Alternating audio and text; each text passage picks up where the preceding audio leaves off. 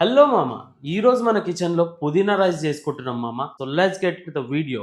మనం ఇప్పుడు స్టవ్ వెలిగించుకొని ఒక కడాయి తీసుకుందాం. అందులో కాస్త ఆయిల్ వేసుకుందాం. ఆయిల్ హీట్ అయ్యాక కాస్త జీలకర్ర, కొద్దిగా ఆవాలు అండ్ మన స్పైసెస్. ఈ మసాలాలన్నీ హీట్ అయిన తర్వాత ఇందులోకి కాస్త పచ్చిమిర్చి అండ్ మన పొడుగ్గా కట్ చేసుకున్న ఆనియన్ వేసి సాట్ చేసుకోండి.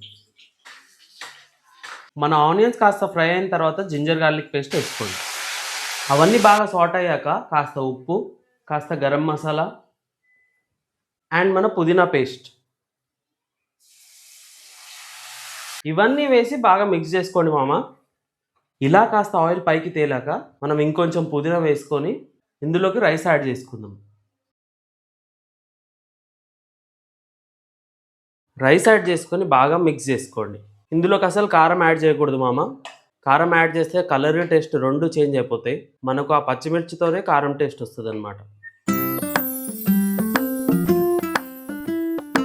సో చూసిరు కదా మామ, చాలా సింపుల్, క్రేజీ ఉంది మామ. మీరు ట్రై చేసి నాకు కమెంట్ చేయండి. ఇలాంటి రెసిపీస్ చాలా షేర్ చేస్తుంటా. సబ్స్క్రైబ్ చేసుకో మామ.